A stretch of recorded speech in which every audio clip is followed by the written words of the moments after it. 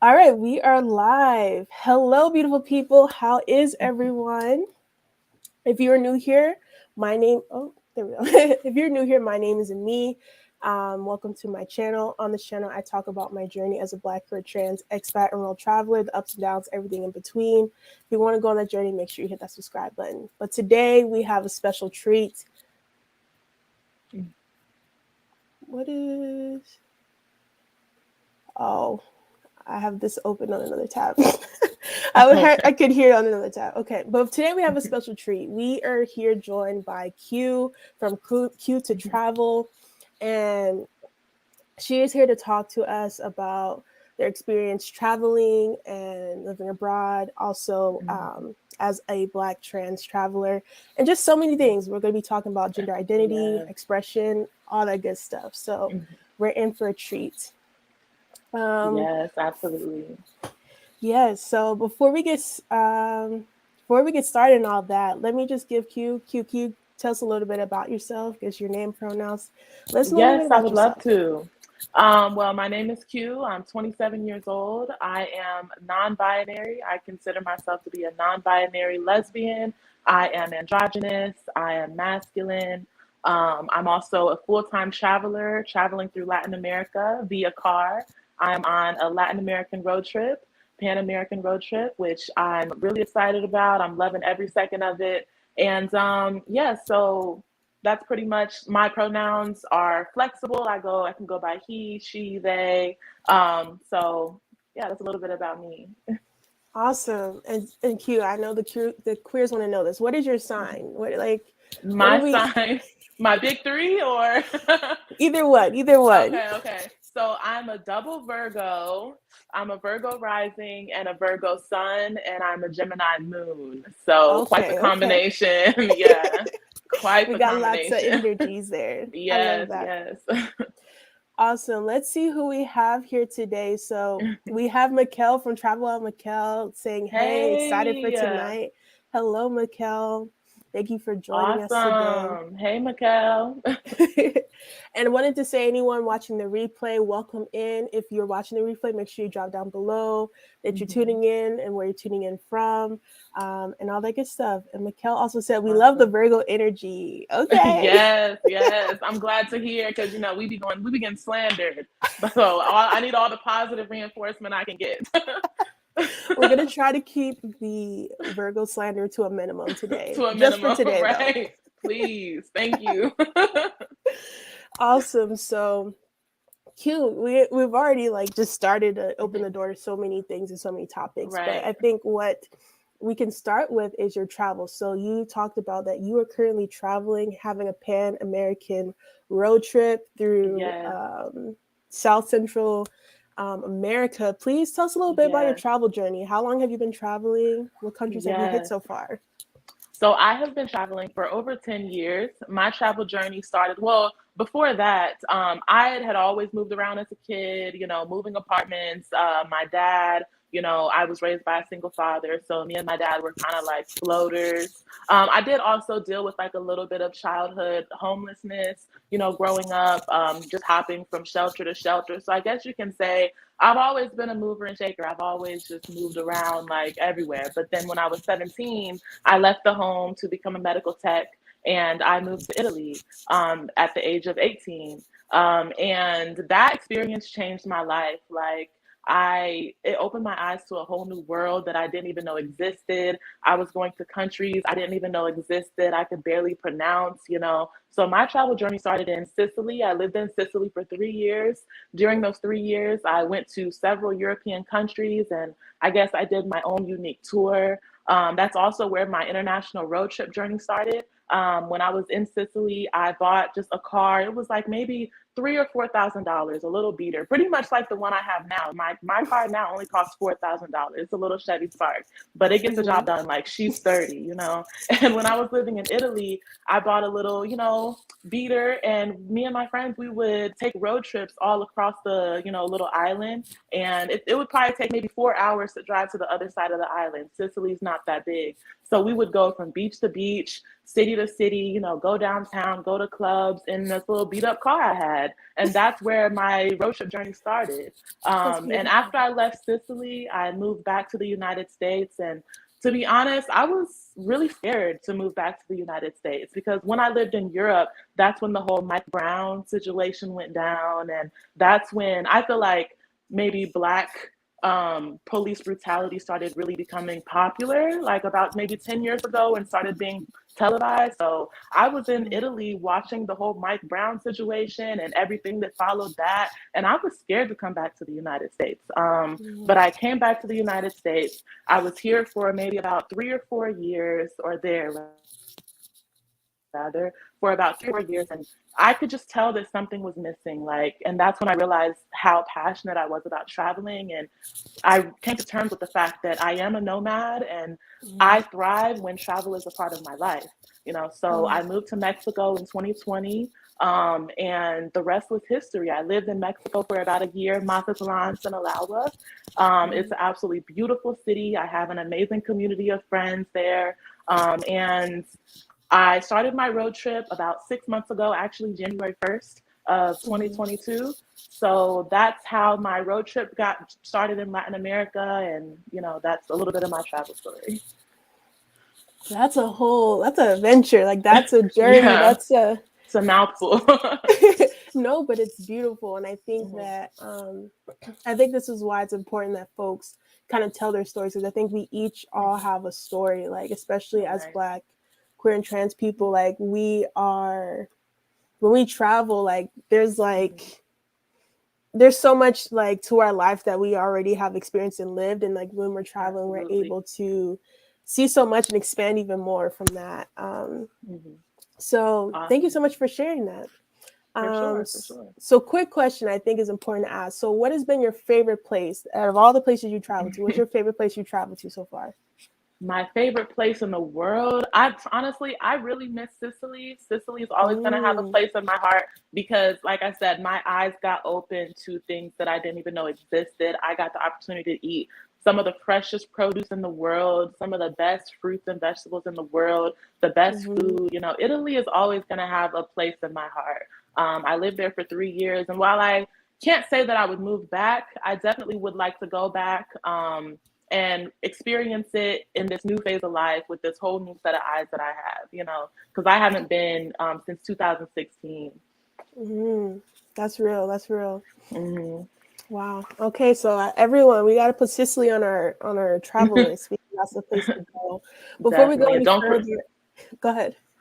I was just going to say, don't forget to hit up the markets. They have the fresh fish, fresh out of Ooh, the ocean, fresh produce. Yeah, that's what I miss the most. And I've traveled throughout Latin America. Latin America has so many fresh fruits and vegetables, but nothing has compared to Sicily from my experience. I don't know. really? Yeah, like Okay, I Q. I don't. think you spin fire now. Okay, like Right.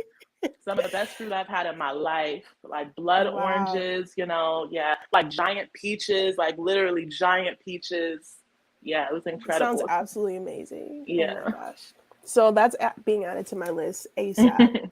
I did before we get even more into the conversation. I wanted to happen Mhm. to everyone tuning in. We have Khalik, so excited for this event. Khalik from Awesome. the state. Hey, Khalid. Khalik, if y'all are not tapped into all of the Black trans content creators, you can. Khalik also is a content creator, so y'all should Awesome. tap Awesome. into his YouTube channel. Mikkel says, Definitely. how's your Italian? I want to learn Italian next since it seems similar to Spanish.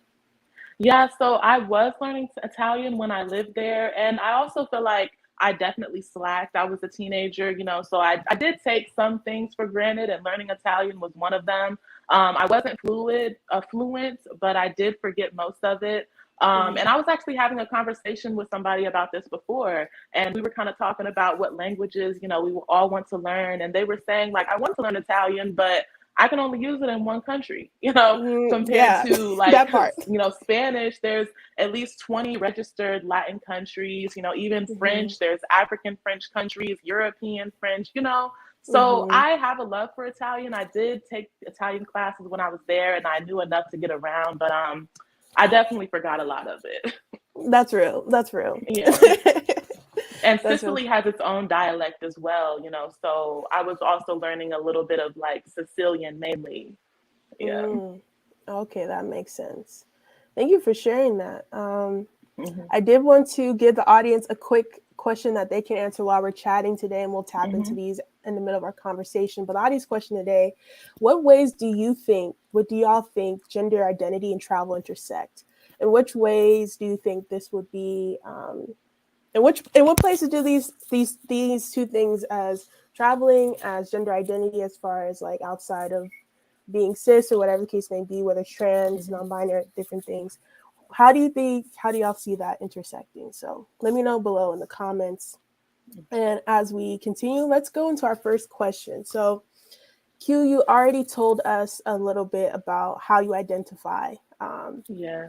Identify as non-binary, identify as Yes. lesbian, as androgynous, masculine, all these beautiful and great Hmm. identities. So I want to my first question to ask you: how is traveling and your gender identity and exploration intersected? Wow, that's a great question. I would say my gender identity is definitely a big part of my travel experiences, especially in terms of safety and in Mm-hmm. terms of like quality of life.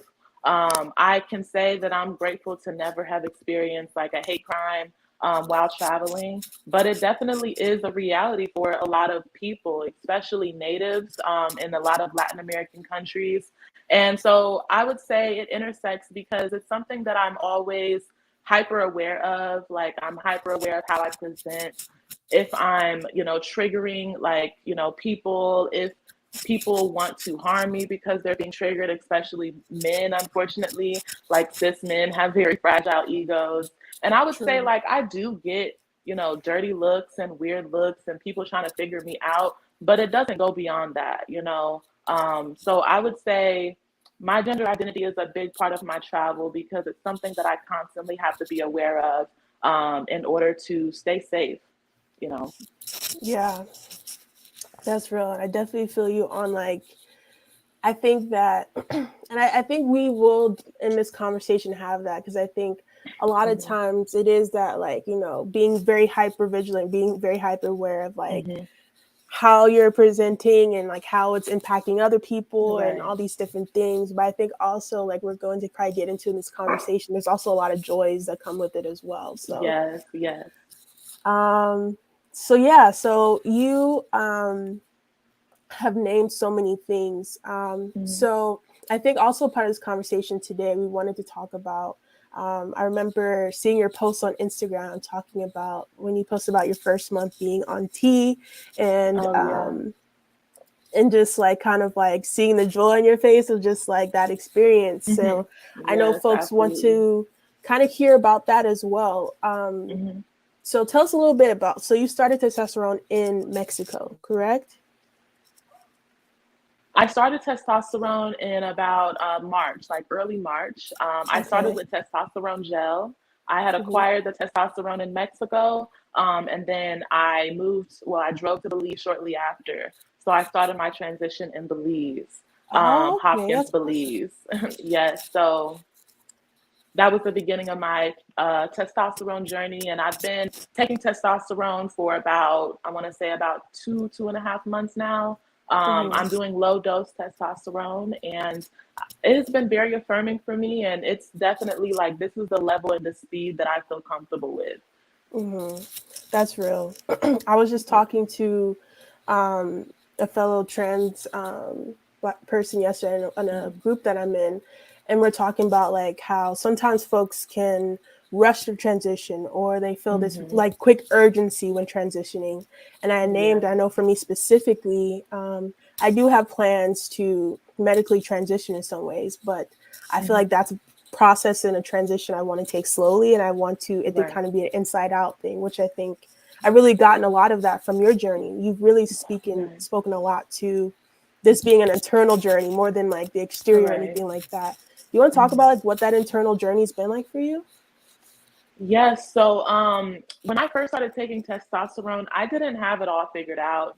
I didn't even know what dosage I wanted to take. I didn't know how long I was going to take it. I did know that I didn't want to take it for years and years and years. But when Mm-hmm. I started, I just told myself, we're going to take it day by day and see, how everything ends up. I'm gonna turn my alarm off. Just one Okay, quick yeah, second. that's fine. But yeah, I just basically told myself we're gonna take it one day at a time, and that's what I've been doing. So when I first started tea, I started noticing the effects, and like I said, it was affirming for me. But I also Mm-hmm. had a lot of doubts. Like I was actively, and even to this day, I still am constantly, checking in with myself and asking Mm-hmm. myself, like, how do you want to present? How is tea going to help you achieve, your goals and to presenting how you would like to present. So there's Mm-hmm. been a lot of self check-ins on this journey. It's been That's about a real. going on about 4 month journey.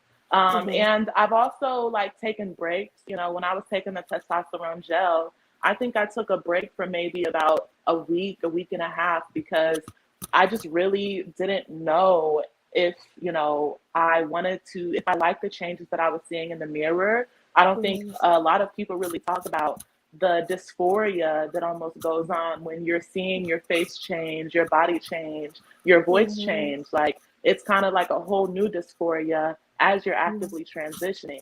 And that was something that I had to process as well. And that's one of the reasons why I slowed down. Because it Mm-hmm. was just like, I want to be able to process the changes as they come, and Mm-hmm. not get overwhelmed and end up like kind of harming myself more than when I started. Exactly. Yeah. Yeah. That's so real. And I'm so glad that you named that because Mhm. um, it is true. I don't think sometimes I think it can be lightened like that while transitioning medically can be a beautiful and affirming and euphoric experience. It also can Mhm. be a very like it can be scary. It can be so many emotions and so many things to it. And Right. I think that it's important that we make space for all of those things. And I think in order Absolutely. to do that, we have to, like you said, continuously check in, continuously be willing to be curious of like, Mhm. okay, how am I feeling? How is this feeling in Right. my body? How is this like all these different things? So Right. Right. thank you for naming that. Absolutely. So I do think folks, I know some folks, a couple folks when I announced this live really were like, Mhm. "Oh my gosh, I can't wait for this Yeah. conversation." Like the Black trans joy, but also they want Mhm. to understand more about like the I guess logistics of like what does this look like? Mhm. We hear about in the Right. states. To get on T, you have Mhm. to go to like a lot of times you have to start counseling. You have Yes. to do this. You have to talk to this Right. doctor. You have to go here. Doctor's Um, notes. Yeah. yeah, and it could be an Mhm. exhausting and extensive process. And I know from our previous conversation, you named that it wasn't necessarily like that for you. So I'd love to Mhm. kind of you talk a little bit more about the logistics of Yes. getting tea and all those things like that. Absolutely. So, like I said previously, I acquired the tea in Mexico, specifically Cancun. I've even heard of people getting it in Baja California, like very, very north Mexico. And it was a very simple, very easy process for me. There's no restrictions when it comes to the amount that you can get, there's no restrictions to the type you can get. You don't need a prescription. It was a 2 day process because the specific pharmacy that I went to, I texted them the day before and they told me, because I did, like I was telling you when we had our talk, like I stocked up on, I believe it was an 8 month supply because I Mm-hmm. knew that I was going to be traveling for a while. And I also didn't know when I was going to have access to tea again. So I wanted to Mm-hmm. stock up. I got an 8 month supply. It was about like less than $500, I want to say. And I had texted them the day before, like, this is how much I would like, and they said, okay, give us time to, get it, acquire it. They also offer delivery, which I can forward that information to you for, Not the if you delivery. want to. Right. It was it was a hefty fee because it's a tourist area, but they were trying to get Yeah. their coin. It was like, you want Mm-hmm. delivery? I was like, no, no, not for that I could much. get But it. yeah, yeah.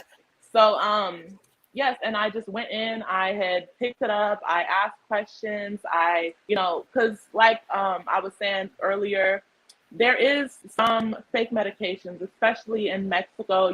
There is a black market everywhere. But in Mexico, you really do have to be careful with making sure that you're buying from a trusted pharmacy. Make sure you ask questions and verify that they are also familiar with the medicine and the dosages.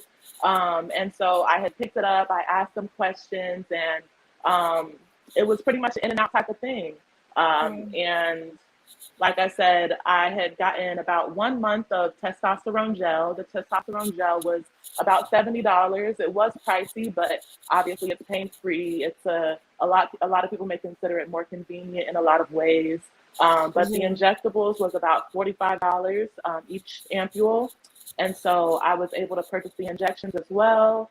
And to be honest, like each one has its pros and cons. You know, Mm-hmm. testosterone gel can be a little tedious, almost like remembering to take a birth control pill every day. Like, Mm-hmm. it's just, especially as a traveler, it was just a little much to remember to use it every single day. And you can also Mm-hmm. like it has to be within a specific time period. Like you can't touch water at least 5 hours after you apply the gel, so it can I soak didn't know in. that. So it's like, Mm-hmm. yeah, so there'll be times where it's like, oh, I want to go to the beach, but I got to take the gel or I got to do this. Mm-hmm. The injections, I gave myself one injection so far, and it was very painful, I'm not going to lie, but it was also very simple. Like my leg was sore for a couple days after, but that was pretty much the only effects.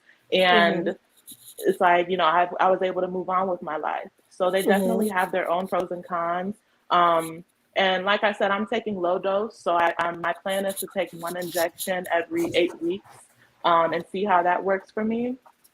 And so that's pretty much been my experience so far. Yeah, thank you for that. I do want to say this and say this clearly on Hmm. this live. Like, neither me or Q are practicing medical doctors or professionals. Hmm. And I think it's Yeah. important to name that while I think it's important to share information, share folks' journeys, I think folks Hmm. need to make sure that they are doing their own advocacy, their own research, Hmm. and their own due diligence if in any way of starting any type of medication, especially Absolutely. HRT. So I just want Yeah. that to be a consideration and on Yeah. people's minds as well. Yeah, because Um, not a lot of people really know. Like, you also have to get blood tests done yeah. to make sure that your red blood cells are not too high. Because if it stops your cycle and you're not flushing the blood out, your red blood cells could elevate, and that could lead to strokes or worse. Hmm. So I also have had to get blood tests on the road while taking tea. Hmm. And so that's also another element. Like, you have to maintain it and make sure that your levels are at the proper, levels. Yeah. Yes. Like this is definitely like we said, like it's Hmm. gender affirming care is not like this light thing. Like it is still medical care and Yeah. um, everything like that. So thank you for naming that. Um, I also want to ask because I thought this was really interesting. That you said that you were able to go to a gender affirming care clinic in Mexico, or that there were services you were Yes. able to find out about. Can you Hmm. talk a little bit about that? Yes. So while I was in Guadalajara, I was able to go to a trans treatment center. It is, from Wow. my knowledge, the only trans treatment center in Mexico. Guadalajara is known to be like the most queer friendly city in Mexico. Some people say in Latin America, so Guadalajara is definitely the place to go for trans care. I was able to get a quote from doctors in Guadalajara. I've also gotten a quote from doctors in Colombia for my gender affirming surgery. And I was able to, and they also, were emailing me. They actually gave me guidance to find the tea. Wow. So I was very grateful for that. And so, yes, I was very grateful and honestly shocked that there was a trans treatment center, readily available for me, Hmm. at a fraction of the price in Mexico. Yeah, and like, did you like? How did you feel? Because I know I've talked to Hmm. so many trans folks, and like the sometimes folks feel like they're not being heard or feel very dismissed whenever trying to get any type of care in the Right. states because we just know about the Hmm. U.S. medical system Right. is what it is. But Yeah. um, talk about like, what did that care feel like? Did it feel? Did you feel heard? Did you feel listened to? Like, did you feel like they were supportive? Like, talk a little bit about that. Yes, well, I will say most of our interactions was via WhatsApp and email, but I Hmm. did FaceTime the doctor and he was very understanding. He assured me that this was his expertise, and he was very comforting for me as well. Honestly, we didn't get into the whole pronoun thing or the whole, like, I can't really speak if he respects pronouns or if he how knowledgeable he is, on queerness, but he was respectful towards me, and I didn't go by any special pronouns. So hopefully, if somebody Mm-hmm. were to consult with him, he would respect their pronouns and, be very knowledgeable for that. But he was respectful towards me, and he just ensured me that, and he also had a portfolio of surgeries, which Oh, was okay. very, reassuring for me. Mm-hmm. And so, yeah, I would say it was a very simple experience. Via email, they were respectful. Like I said, they had answered any questions that I had. They also have a recovery clinic. So you can schedule a recovery clinic if you don't have an escort for like maybe a Oh, week okay. or two or so at a time. Mm-hmm. 24-hour nurse care, 3 meals a day. So that Wow. was very nice to hear as well. Because, Okay. honestly, as a trans person, like, it's not guaranteed that we're going to have somebody there for us, during our life changing surgeries. So that's Mm-hmm. very important. Yeah, it really is because I think that's one of the things I think about most because I've contemplated Hmm. myself. I'm like, okay, do I want to Yeah. get surgery here in the States? And actually, the day I was talking to you, I actually called the insurance I still have here in the States because I'm about to be Hmm. 26. So I'll lose my insurance. I was like, okay, if I can get out here Right. and it makes sense, let me get it. And the amount of Hmm. steps, the amount of money, the amount of things, and the Right. amount of like non clarity that the person offered me Mm. regarding to this process Right. out here was like ridiculous. And Right. um I think also it was what was I saying? It was not only like the lack of like how expensive it was, but everything like that. So I was thinking, okay, maybe I'll get it abroad, but then that fear in your head of like, Hmm. well, I know I need care, like I'm gonna be Right. like not able to Yeah. wash dishes or cook food. Right. So what does that look It's like? scary.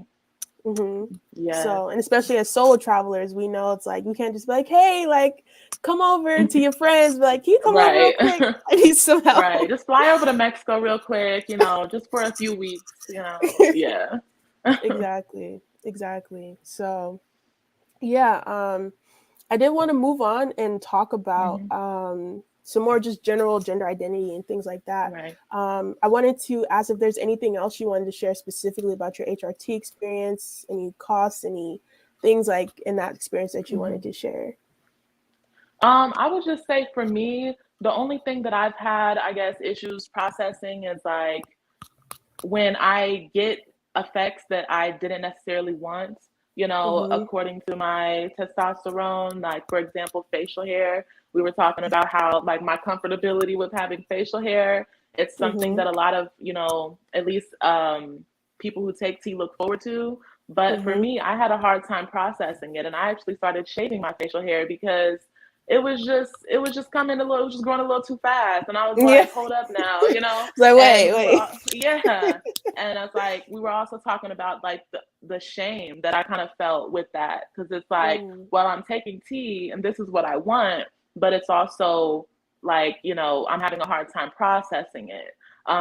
So, even when you start taking hormone therapy, you may still like not necessarily love every single effect or every single benefit, to the hormones. And that's why I think it's so easy, or that's why I think it's so important to go easy on yourself and just, trust the process.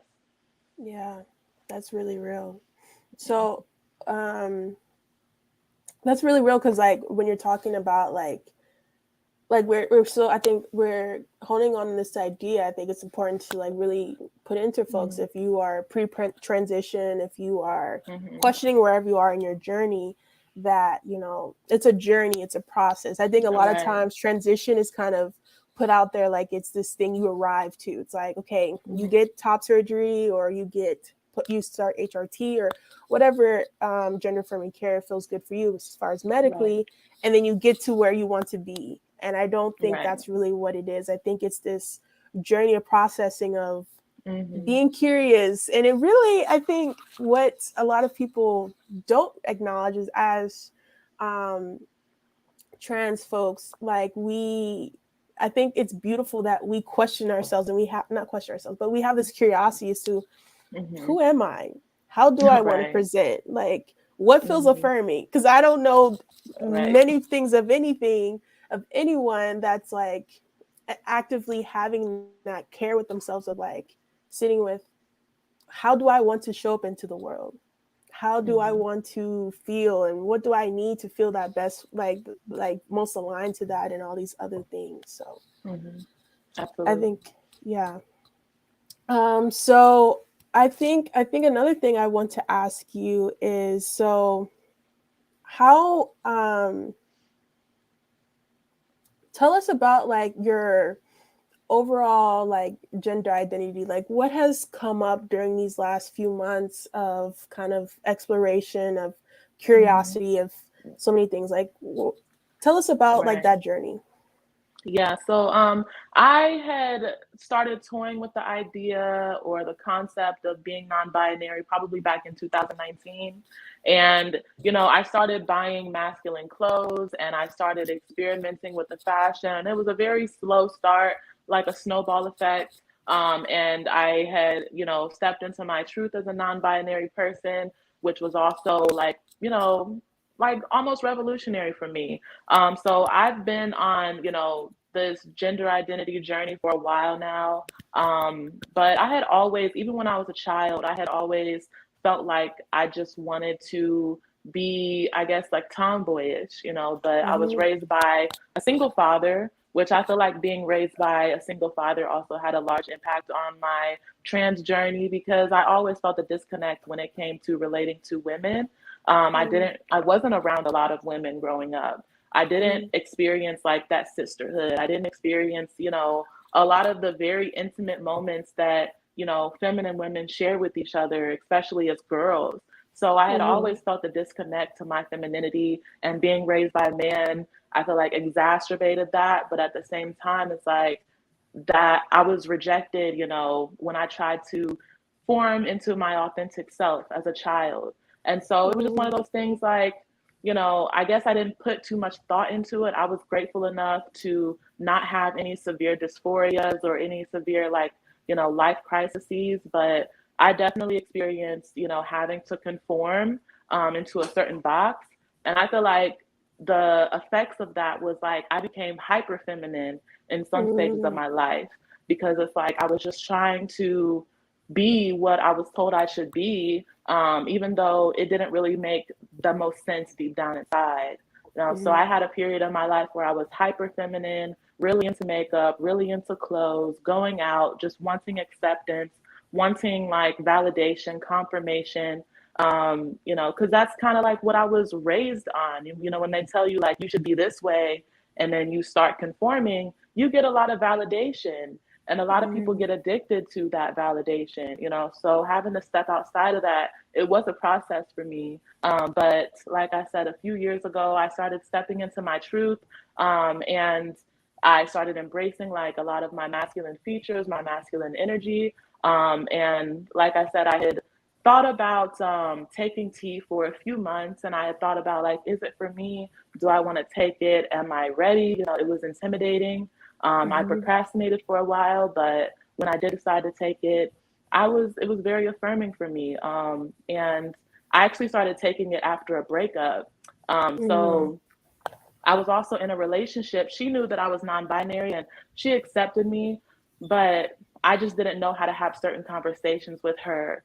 So after that relationship ended, like I just felt relieved that I was able to just step into my truth and just go on my own path without any external influences. Mm-hmm. So that was very like important for me as well.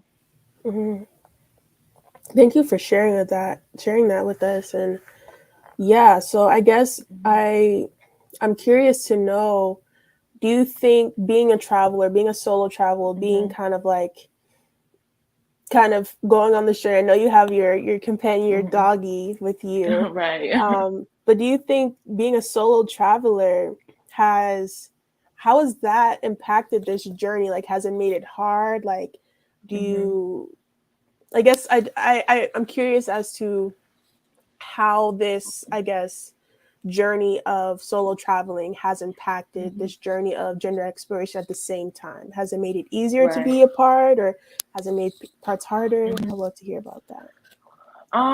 Well, I would say solo traveling, I've definitely gotten a lot of time to reflect with self and sit with self.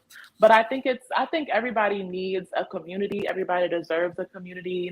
I'm Yeah. grateful to have my, long distance community. But like doing this solo, it's not the easiest in the world. Like, yes, I do have a very fortunate life and I'm very grateful for my life. But there are times where it's like, I wish I had a community. I wish that I was just in a more, I guess, stationary place in life to where I could fully process this without having to be Mm. like, okay, let's put this on, let's put a pin in this because we got to pack, or let's put a pin in this Yes. because we got to go to this place, or we got to, plan this.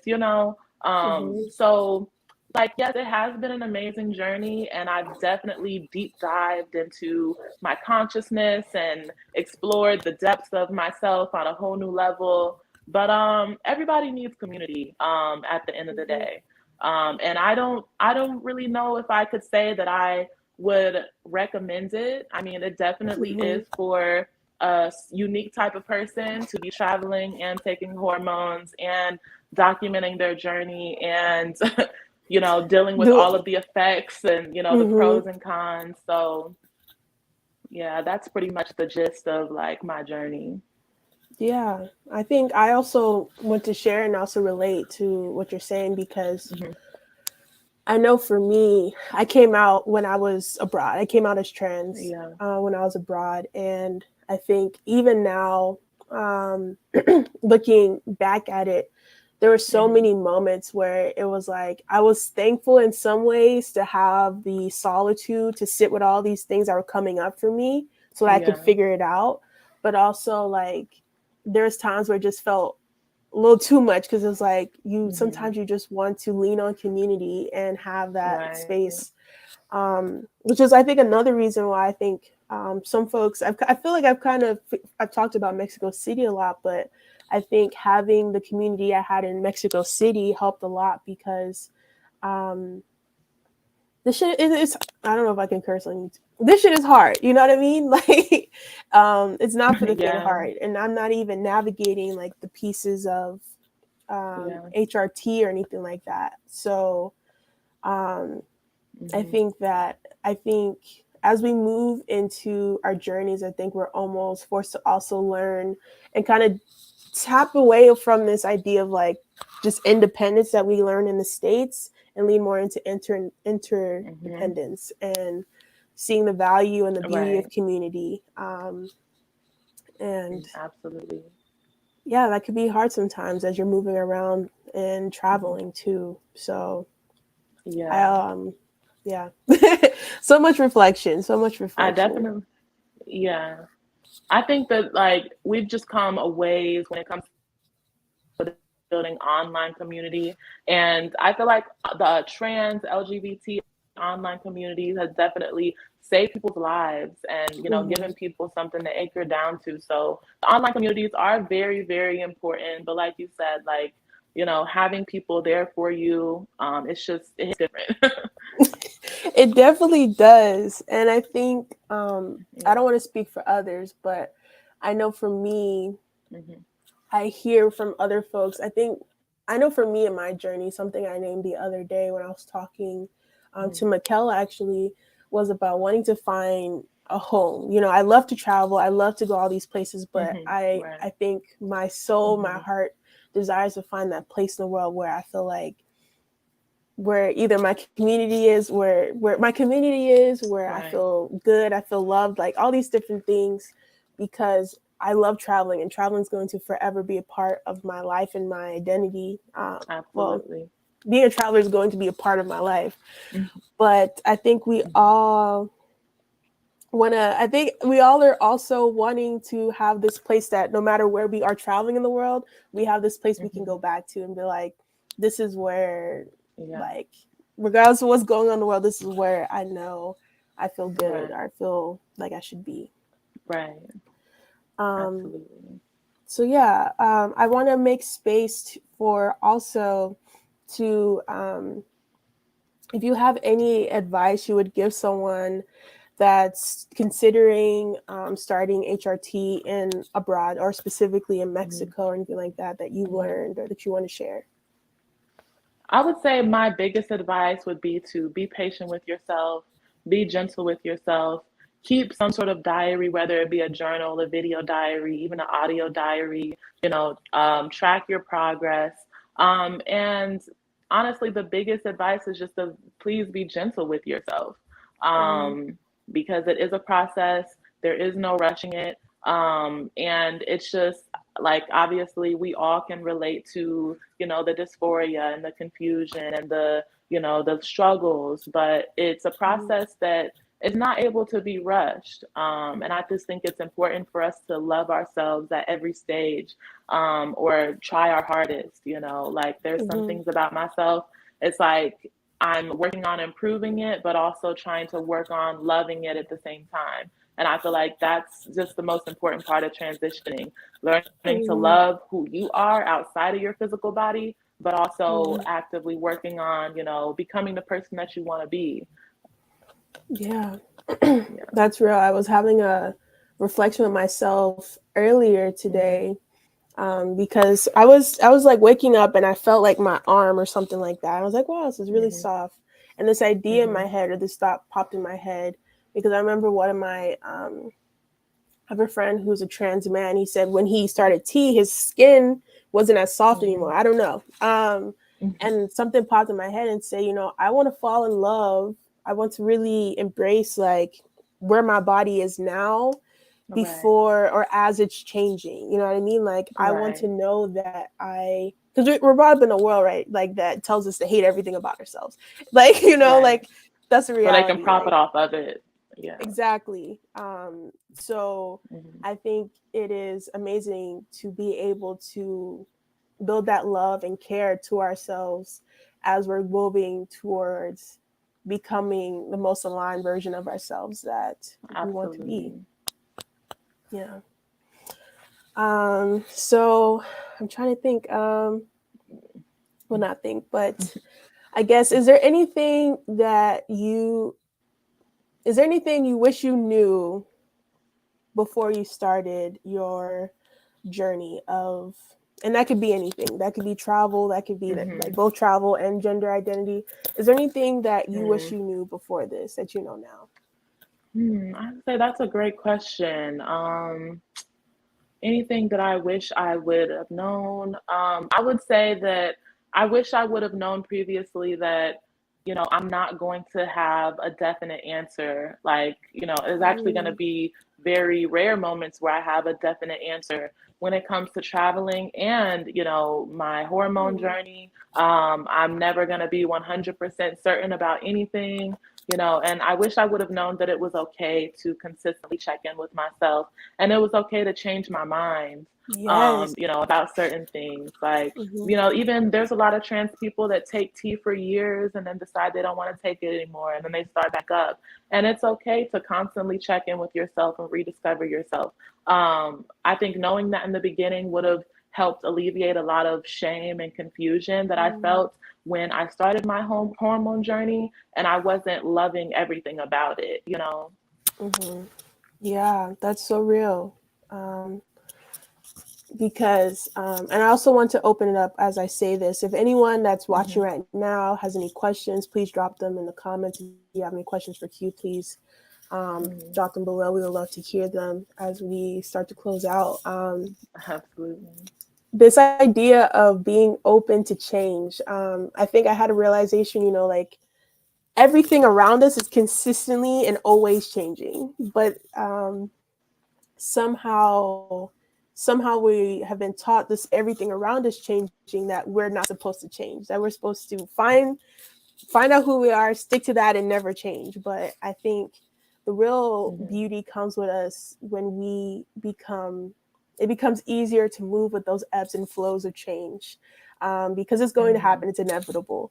But how can Right. we move closer to them with grace, with curiosity, with love and different things Absolutely. like that? Yeah. Um, I think surrendering to the universe has definitely been a lesson that I've learned, especially during Mercury retrograde. oh my God. Because I Yep. just don't think you can really go wrong with just surrendering to the universe and like admitting that you don't have it all figured out and you're just open to the journey. Hmm. And yeah, because I think a lot of times when we surrender, it leads us to where we're meant to be. And sometimes we're not privy to Right. know where that is. But when we open Right. it up to surrender, we might just make it there anyway. Absolutely. Absolutely. So while folks are typing in, if they have any questions or have anything else they would like to know, Q, let Mhm. us know, like, how can people further connect with you? I have here you're on Yes. Instagram and TikTok, but please, how can people connect to you in your journey? Yes, so I'm really excited about my website. I'm having a website being built right now that's going to be coming out within the next few weeks. But I am on TikTok. That's where I post daily content. Q2Travel on TikTok. And I'm also on Instagram. I post more often on Instagram, but I also have a YouTube that I post when I can. So working on being more consistent on YouTube. It takes a lot out of me. I'm pretty sure every YouTuber can relate, but yeah, I post every day on Listen. TikTok. So if you'd like to follow my journey, my Pan American road trip, I do talk about queerness occasionally. I'm actually in the works of. I was thinking about making a separate TikTok page for like just uncensored LGBT content. So that will Mhm. probably be coming out soon. But yeah, that's pretty much the main socials that I have. I can send you my website when it's posted, so you can put it in the description or what have you. Yeah, definitely. And you will be able to find right now in the description, y'all can find Q's link tree. So that will have the links to Hmm. um, TikTok, Instagram, all the good Yeah. stuff, all the beautiful travel and Mm. queer beauty, LGBT beauty in the world. Yes. Yes. Um, so yeah, thank you so much, Q. And I think, Absolutely. Thank you for having me. of It's been an course, honor for sure. this conversation I think was so needed, and Hmm. like I think we both can agree conversations like this are not happening on a regular Right. basis, especially Absolutely. not by two Black trans travelers or people in general. Right. So I think it is a It's a beautiful very and important a conversation. yeah, it's a beautiful thing Hmm. that we had this, and I want to thank you for being open about your story, your journey, Yes, and absolutely. giving someone else that the context, the perspective, or just the to know that they're not alone in their journey, that they're Yes. feeling the same thing. So thank you for that. Hmm. And Mikkel Absolutely. said, already a huge fan of Hmm. Q. Thank you for sharing your story. Thank you so much Thank you for for the being here, support, Mikkel. Mikkel. Yes, we really out here. Absolutely. Like, I really do We really love are like, out here. I really do love the way that the Black queer travel like expat creators, like Yeah. how we have really been supporting each other and trying our Hmm. best to be in community. So Yes. thank Definitely you. needed. Thank you so much, Q. I really appreciate it. Thank you for being Yeah. on this Thank you for channel having me. and It's been this a pleasure video. talking to everybody. Yes. If for anyone looking at the replay, please connect to Q and their Hmm. journey and connect to the way that she is exploring herself and the world around her, Latin America. If you're not already subscribed to Me's Adventures, please feel free to hit that subscribe button, Hmm. like this video if you enjoyed it, and we will see y'all next time. Thank you again, Q. Thank Bye, everyone. you. Bye.